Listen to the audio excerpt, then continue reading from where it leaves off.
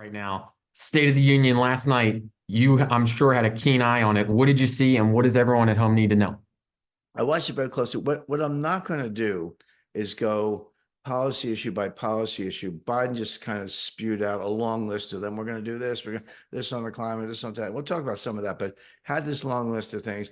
My view is our readers are very tuned in. They have their own views on that. We're not politicians. We're analysts. So if you want an open border, vote for Biden. If you want to build a wall, vote for Trump. If you want higher taxes, vote for Biden. If you want lower taxes, vote for Trump. We can leave that to our readers. Everyone can make up their own mind, decide what they want to do on that. And so I want to really deal at a higher level about demeanor, the intent of the speech, whether it succeeded or failed in its political intent, and then a little bit on some of the policy issues because they make a difference. The first couple of things that struck me. Number one, he was very vulgar. He kept saying, what the hell, or he kept using the word hell, which is not blasphemous, at least in the Catholic Church, but it's certainly profane in a lot of churches and absolutely vulgar by every definition. If you're having a couple of beers with some friends, and you want to, spice up the conversation a little bit, that's fine. But instead of the Union address, I think to use that particular choice of words was I would put in the vulgar category. But Biden is basically a small time crook from Claremont, Delaware. I mean, I grew up in Cape May. Lived, I graduated from high school there. Lived there many times. My family still lives there. I have relatives in Delaware. I know the place very well. It's mostly chemical plants, refineries, and chicken farms. And Wilmington turned into a little bit of a regional financial center thanks to Biden, but he's kind of a small time guy and acted that way. So I kind of made a note of that. Reading the headlines this morning, and I watched the speech. I'll give you my own views, but the headlines, at least in the liberal press, New York Times and Washington Post, Economist, and some others, they said Biden was fiery, feisty, energetic. He was trying to refute the notion that he's old, senile, feeble, and not steady on his feet, basically physically and mentally, somewhat incapacitated. That's the image you get just from watching him. But it was an opportunity for him to have a big platform and rebut all those images. So he came out, very loud, very direct, talking very quickly. And that was interpreted by the New York Times as, a fiery speech. No, he was drugged up. I mean, I don't know whether, I'm not a doctor, just to be clear, but whether it was, bifetamine or methamphetamine or what kind of speed they were using. The thing with drugs, the kind of drugs that they inject him with before these speeches, they don't take you from being lethargic to normal. They take you from being lethargic to being hyperbolic, like at the other end of the spectrum. Temporarily, you crash the next day. I'm sure there's nothing on his calendar today, but that's what he was. He was, and you can fake it for a couple hours. There's no question about it with the right combination of drugs. I'm very attuned to body language. His left eye was closed during most of it. Like why one eye, not the other? He had some abrasions on his chin. They had the makeup was really heavy on one side of his face. I don't know what was up with that. I have a super high def TV, so I guess I noticed all this stuff. So no, I wouldn't describe it as energetic and forceful. I would describe it as angry, screaming, and the kind of demeanor you get from somebody who's been pumped up for drugs for the occasion. I think there's very little doubt about that because when we see Biden in all these other settings, he's he can barely talk. So that was so I would say vulgar and hyped up would be pretty good descriptions. It wasn't really a State of the Union address. It was a campaign speech. Okay, it's an election year. He's trying to win. He We have a view, and a lot of other people said the same thing, that he might be replaced between the end of not before the end of the primary season, but you can't wait till the convention. The convention is August 19th. The primary season's over at the beginning of June. So sometime in mid to late June, just for an estimate, that he might be pushed aside and replaced with another candidate. I don't want to spend time on that view right now because it's, there's time for that. But Biden didn't act like anyone other than somebody who's running for president, as far as he's concerned. The campaign is on. It's Biden versus Trump. He started this speech. By the way, on this demeanor issue, he got up to the podium. I've seen a lot of State of the Union addresses. There's a whole protocol before you actually get into the speech, and one of them is the sergeant at arms, who is, kind of a floor director, if you want to call it that, security officer of the House of Representatives. There's the initial applause when he walks in, he's shaking hands, lots of applause, gets to the podium. The sergeant at arms says, "Ladies and gentlemen, honored guests, etc. The President of the United States." There's an introduction. Then there's like another 5 minutes of applause. Biden just jumped into the speech. He skipped that part. He didn't, and he said, "Well, who cares? It's protocol. What is it really important?" Well, what's important is that Biden didn't have the presence of mind to know that that's how you do it, and they've done it that way for decades. So, and I'm sure they explained it to him and rehearsed it, but he was like pumped up, had teleprompters going, and he couldn't wait for that introduction. But things like that are meaningful because, as I say, it means that you're not kind of aware of your surroundings. You're staring at the teleprompter, but you don't really have the presence of mind to get through all that. In terms of, I did say I wasn't going to focus that much on policy, but some of them you just can't ignore. So he talked about a 25% personal income tax on billionaires. I don't, he said they pay 18%. I mean, if you look at the tax table, the top rate is about 40%, a little bit less, but effectively 40%. Throw state taxes on top of that, could be 45% or more, depending on where you live. So how do you pay 18%? Well, the answer is it's the difference between an effective rate and a statutory rate. The statutory rate may be 40%, but when you get all your deductions and credits, all of which is legal, it's all in the Internal Revenue Code. By the way, I should confess I'm a tax lawyer. I was tax counsel at the Citibank, so among other things, I kind of know a lot about the Internal Revenue Code. But when you get your deductions and credits, the amount you actually pay, that check you write to the Treasury, divided by your adjusted gross income, can be a much lower percentage. And in between the two, between adjusted gross income and the bottom line, there are all these deductions. And so that's why they pay a lower rate, and it comes as no surprise. So Biden said, we're going to charge you 25% no matter what. In other words, we'll disallow deductions to the extent we have to, so that you pay 25% of the top line number. And then he went on to say, this is going to raise, I forget the exact number, but it was in the tens of billions of dollars, maybe more, of additional taxes, as if he's going to balance the budget or something like that. Well, that's what's called a static analysis, which is you take everything you change the tax rate, and you get more taxes, and you say, we're going to get all that money. Leave aside the fact that they would spend it on something, but that's how that analysis works. But the world is not static, it's dynamic. What happens when you actually do that? I know what happens. Everyone goes to Puerto Rico. Why Puerto Rico? In Puerto Rico, if you live in Puerto Rico, you pay 4% tax, not 40%. And you say, why isn't everyone moving to Puerto Rico? Actually, they are. There's a place outside of San Juan that's like an enclave, but it's pretty big. It's the size of a small city. And it's got hotels and restaurants and theaters and beautiful beaches and swimming pools and palm trees and everything you would expect. You go down there and walk around, and assuming you know Wall Street, you'll say, "Oh, I'm not gonna mention names, by the way. I don't want to put a target on anybody's back, but oh, that guy is the head of the biggest hedge fund, or that guy over there is, we see him on TV all the time, or that guy's the CEO." The way you do it in the hedge fund world, and I've spent 10 years or actually longer in hedge funds, you have a deferred compensation plan. So let's say you made, I don't know, $20 million or $30 million. Well, before the year begins, you sign a contract. You said, I don't know how much I'm going to make this year, but whatever it is, I want, 90% of it to go into the deferred compensation plan. I'll take, some because I got to pay my bills or whatever. And you do that year after year. And not only, so you don't pay taxes on that. So think of it as like a 401k, when you put, I don't know, $10,000 into a 401k, you don't pay taxes at the time. You exclude that from the tax base. And then when you retire, you withdraw it, and you pay taxes then, but it might be 25, 30 years later, depending on when you put the money in. It's the same thing, except we're talking billions of dollars, not $20,000. And if you do that for 10, 15, 20 years, and then the earnings on it, you put all this money in, the earnings on it, are also tax deferred. So the whole thing, it's like a 401k with six more zeros.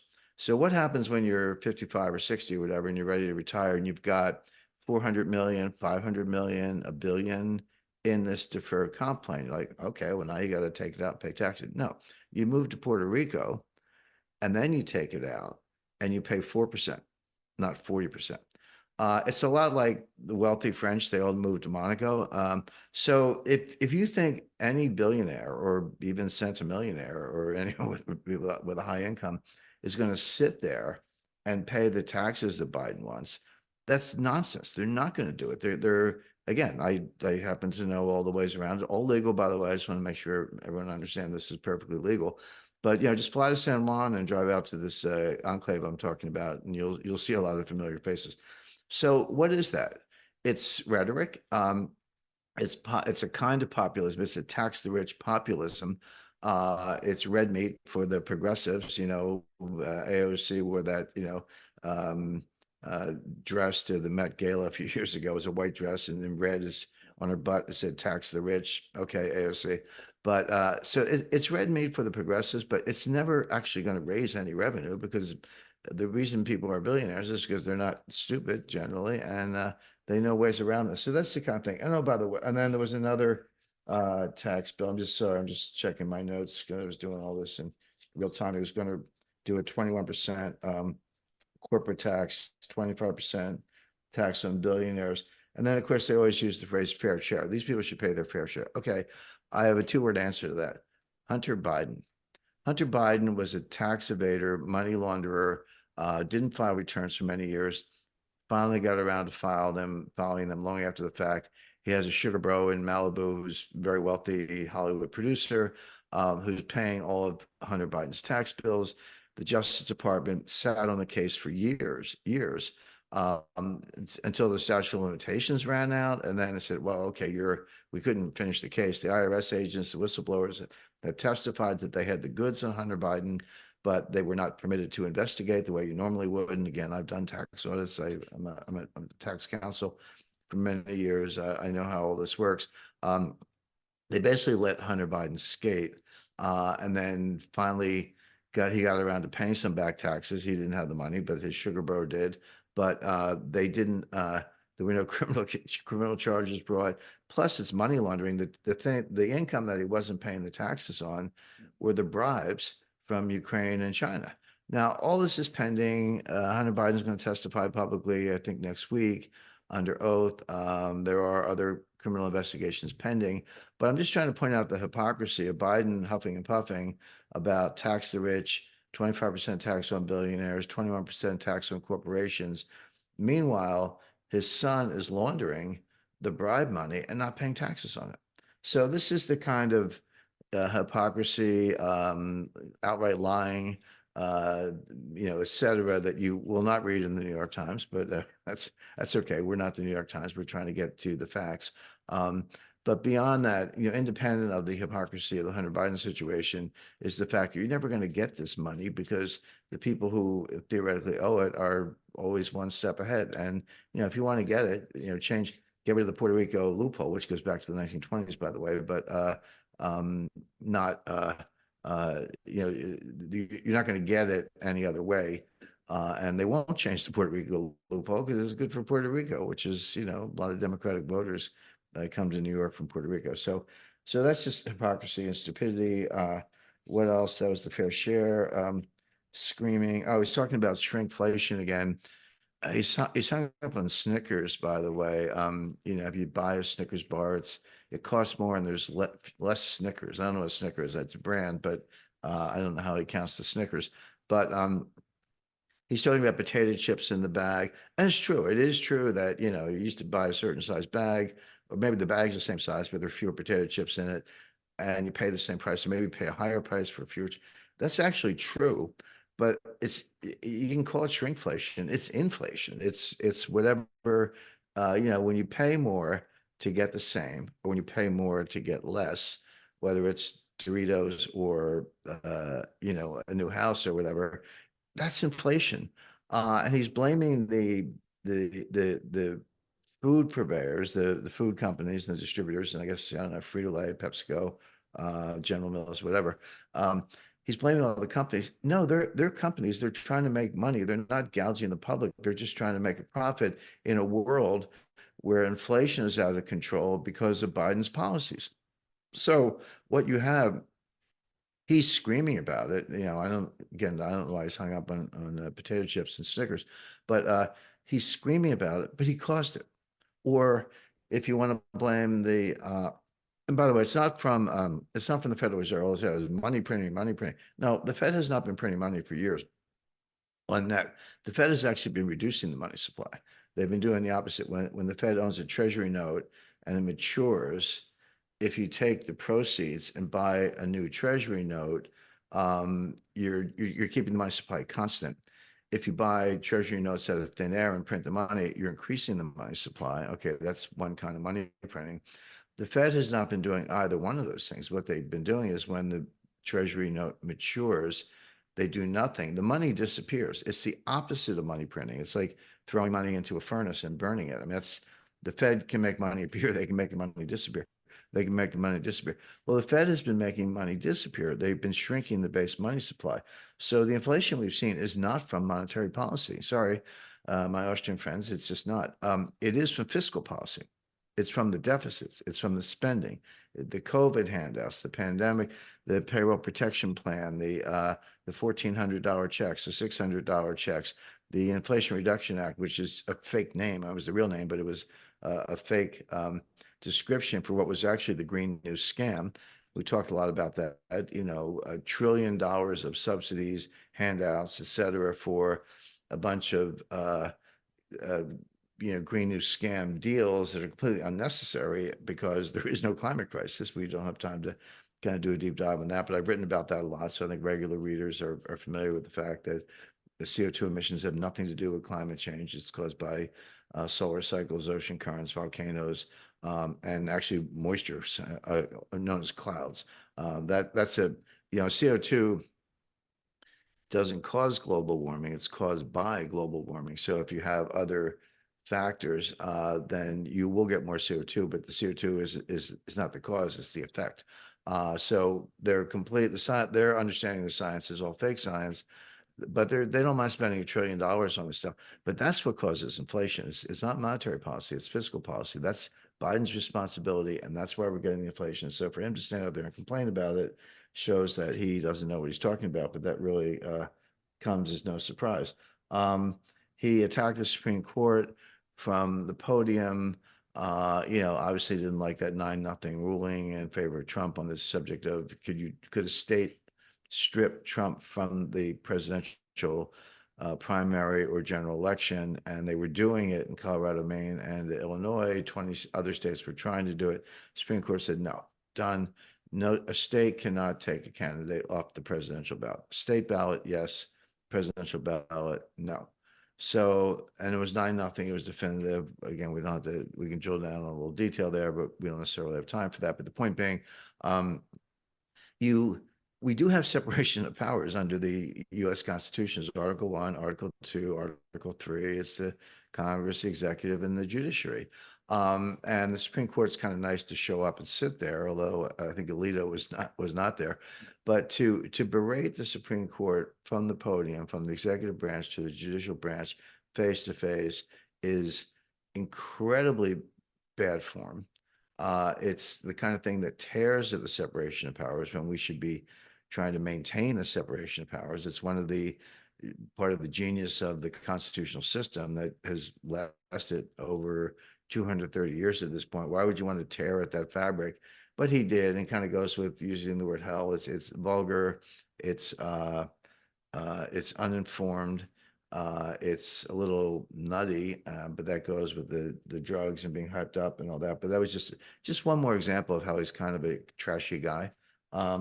So you just don't do that, but he did. Again, just kind of going through my notes. He talked about how the U.S. military is stepping up to keep the Red Sea open, from the Houthi rebel attacks. I have news for you, Mr. President. The Red Sea is not open. All the major oil tankers what do you call very large crude carriers are going around the Cape of Good Hope. I've been there. It's a beautiful place, but it's a long way from the Suez Canal. Suez Canal is effectively closed. One cargo ship went through a few days ago, was sunk. So it's sitting there, it's underwater, the bow's sticking out of the water. It's not that deep, but they sank a vessel yesterday. Another vessel was attacked. Some crewmen were killed. All the major oil companies are shipping their oil around the Cape of Good Hope if it's heading for Europe or, pardon me, the Western Hemisphere. The Suez Canal is effectively closed. So for the president to say, we're bombing the Houthis, someone said to me, we're going to bomb the Houthis back to the Stone Age. The Houthis are in the Stone Age. I mean, you can't bomb them back to the Stone Age. They live in caves, practically, and underground tunnels, and they ride camels and donkeys, and but they have they have drones and they have rockets. They know how to use them. So you can't. And the Houthis have been getting bombed for 25 years, if you include Saudi Arabia. And I mean, go back to the 1950s, and Nasser of Egypt was fighting the rebels in Yemen. So that war never ends. But the idea that Biden can do anything about it is false. And we see that, as I said, the Red Sea's actually closed. At one point, Biden called for a ban on AI voice impersonations. AI is artificial intelligence. And yes, that technology, if they have enough samples of your voice, can synthesize your voice. My thought was that actually would be a big improvement on Biden's actual voice, but he's against that. And the other thing is Marjorie Taylor Greene. She's one of the more kind of a little bit rabble rouser. I like her. I think she's smart. She's a congresswoman from Georgia. She was the one. She had a red jacket and a red MAGA hat, not the typical dress code for the House of Representatives, but that's okay. I mean, all the Democrat women were wearing white. I think it's for women's suffrage. They kind of got that in the 1920s. So I don't know what that protest is about, but the Democratic women were wearing white. Marjorie Taylor Greene's in red. But she was shouting, say her name, say her name. And this was a reference to Laken Riley, who was the Georgia University student who was killed by an illegal immigrant while she was jogging rather, and brutally killed. And we all know about the open border and the criminals coming in, the terrorists coming in, and the result of that. But here, often in these crises, these political crises that can seem a little abstract, there's a concrete case, an individual who's a victim in a brutal way, and she or he becomes the symbol of what's wrong with the policy, in this case, open borders and letting criminals in. So she, sadly was the victim of a brutal murder by an illegal immigrant who, by the way, had been arrested multiple times before and released. That's a whole other issue in New York. It's a whole other issue with the sanctuary cities, the local police not being allowed to cooperate with immigration and customs enforcement. And the sanctuary city laws and liberal DAs, Alvin Bragg and others in Philadelphia and Los Angeles and San Francisco and around the country. So this is someone who should have been either put away in jail or deported. He was earlier deported and came back, and he kills this poor woman. Marjorie Taylor Greene was yelling, say her name, say her name. And Biden kind of was ready. He had a little, Lincoln Riley badge, and he holds it up. And he goes, I'll say her name, Lincoln Riley. So he couldn't say her name. He said Lincoln, it's Laken. And so he tried to say her name, couldn't even do it right. And then went on to say she was killed by an illegal alien. Well, if you know anything about the progressive lexicon, you're not supposed to say illegal alien. That's what he was, by the way. He wasn't an illegal alien, but they're trained to say, asylum seeker or, something other than illegal alien, which is exactly what they are. So vulgar, hyperbolic, unbalanced, hypocritical, a lot of really bad policies.